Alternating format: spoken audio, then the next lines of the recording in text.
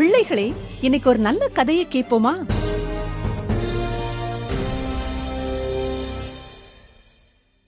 இஸ்ரவேலருக்கு எதிராக யுத்தம் செய்ய பெலிஸ்தியர்கள் வந்தார்கள்.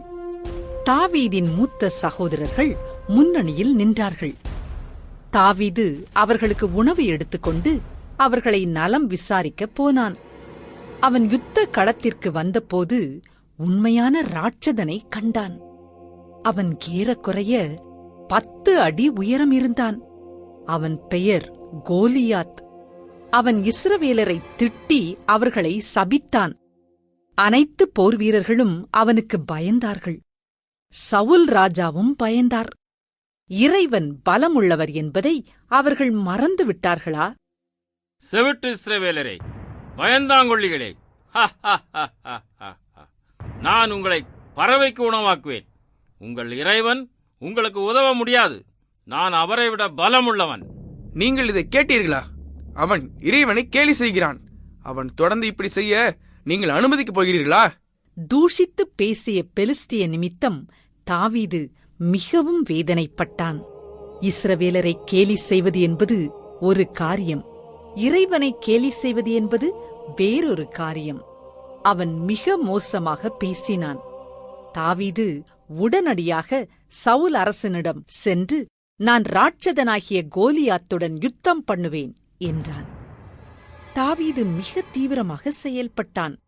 ஆடு மேய்ப்பனின் கோல் மற்றும் கவண் மற்றும் கூழாங்கற்களை எடுத்துக்கொண்டு கோலியாத்தை நோக்கி நடந்தான். இறைவன் பலமுள்ளவர்.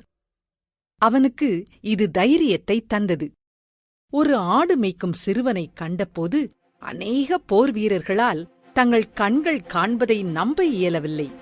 அவர்கள் பெருமூச்சு விட்டார்கள். கோலியாத் நெருங்கி அருகில் வந்து கொண்டிருந்தான். ஒரு தடியுடன் நீ என்னிடம் வருவதற்கு நான் என்ன நாயா? உனது இறைவன் உன்னை காப்பாற்றுவார் என்று எண்ணுகிறாயா? நான் அவரை விட பலமுள்ளவன். நான் உன்னை கொல்லப் போகிறேன். நீ என்னிடத்தில் பட்டயம் கேடகத்துடன் வருகிறாய். ஆனால் நீ நிந்தித்த சர்வவல்ல இறைவனின் நாமத்தினால் நான் உன்னிடத்தில் வருகிறேன். அவர் உன்னை விட பலமுள்ளவர். நான் உன்னை தோற்கடிப்பேன். ஆம், நான் நிச்சயம் உன்னை தோற்கடிப்பேன். தாவீது தன் கவனை எடுத்து சுழற்றினான். தாவீதின் கவனில் இருந்த கல் ராட்சதனின் நெற்றியில் பதிந்தது. அவன் கீழே விழுந்தான், இறந்தான். இறைவனை சபித்த கோலியாத்திற்கு என்ன நன்மை கிடைத்தது? முடிவில் யார் பலமுள்ளவர்? இறைவன் பலமுள்ளவர்.